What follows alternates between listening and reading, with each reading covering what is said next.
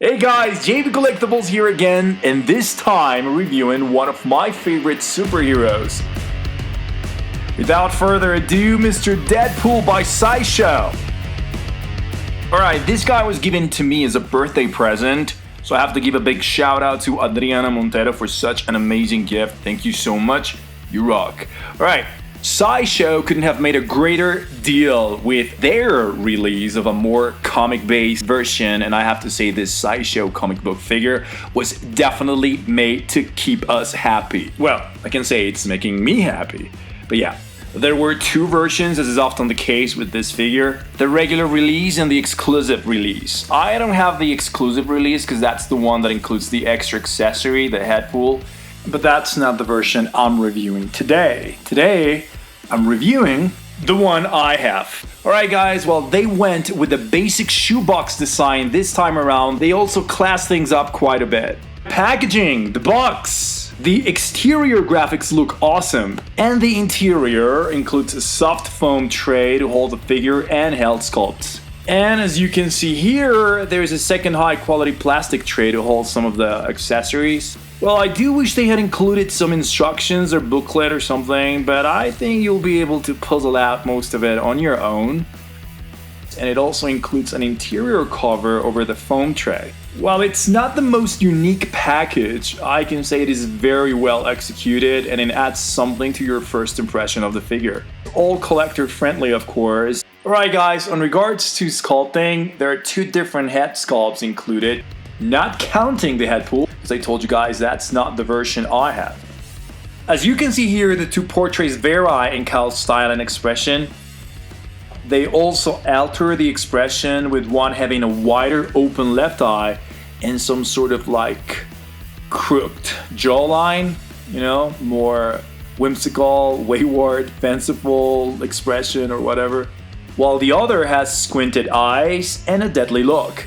The heads are designed to slip on and off a large neck pose quite easily, and they don't interfere in any way with the articulation. There's lots of nice detailing in the stitching and wrinkles of the face, as you can see here guys. And both expressions are very useful with this figure, no matter which accessories you're outfitting him with. The toy makers, as I want to call them, have also included a nice variety of hand sculpts, as you can see here, all of which will help you with your awesome poses. They aren't quite as oversized as we usually see them in this scale, and they can swap easily unlike some other figures due to their, wrist pegs. And the articulation factor, the underlying body is very tight with all the articulation you expect. The ball-jointed neck is particularly important for this character, as you can see, since it allows you to add just the right amount of originality, in case you want to strike a pose. I must say that the rest of the articulation is relatively good, although the tight suit does restrict it a little bit. But overall it's good. I mean, look at it. The lower body is the most restricted, particularly in the ankles, thanks to the big boots.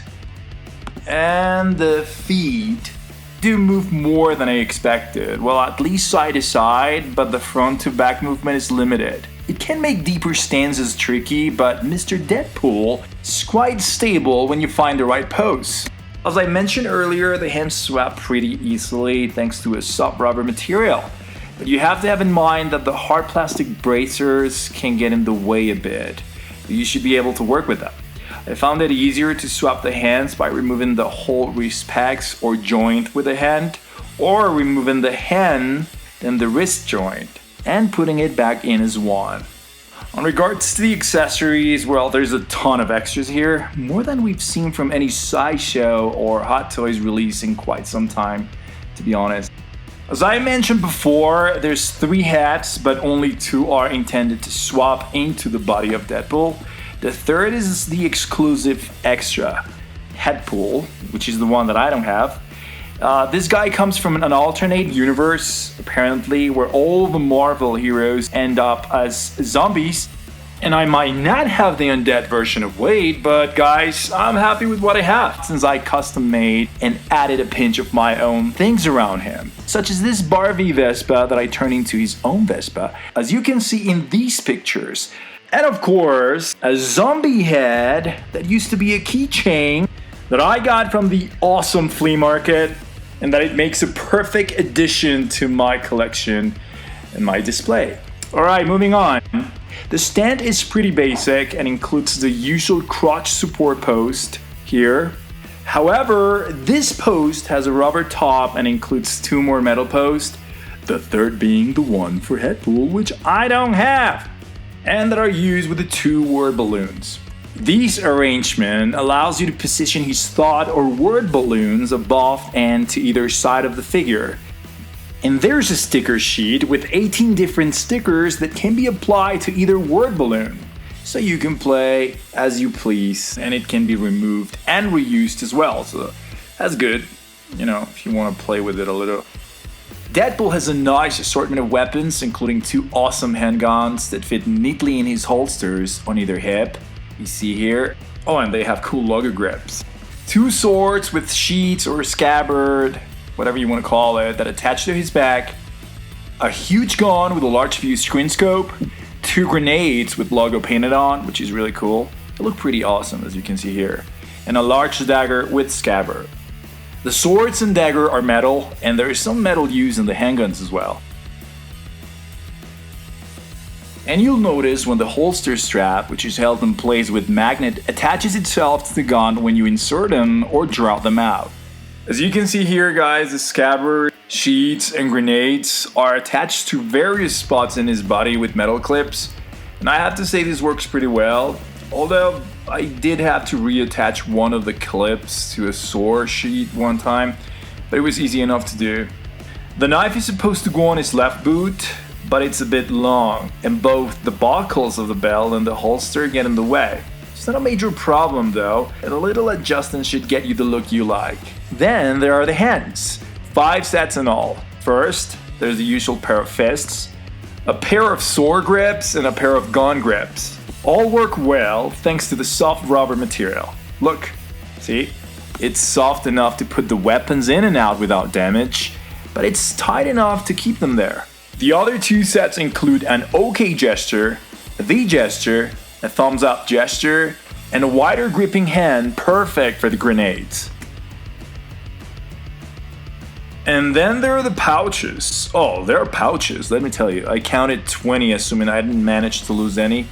They do pop off the harness pretty easily, especially on the shoulder straps, but they're quite easy to put back in place as well.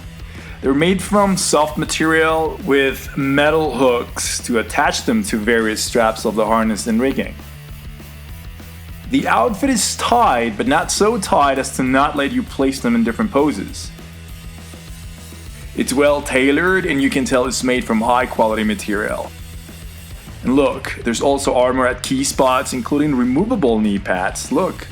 You know, it's funny because they've included lots of detail using different materials, like the patches on the back of the forearms or the small canvas straps on the front.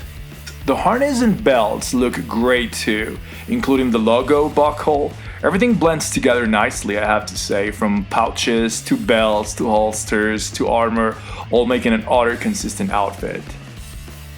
And while the boots are a bit restrictive, they're a terrific sculpt. It gives you some sort of like World War military feeling.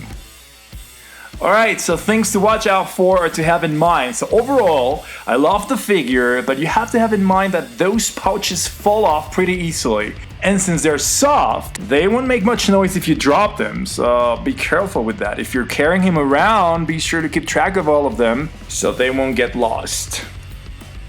Alright, my cool, geeky, and utterly good in taste for toy reviews, amigos. That's it for today. If you liked my review, great. If you didn't, well, I don't care. Till next time with more of another JV Collectibles review. Hasta la vista, awesome geeks.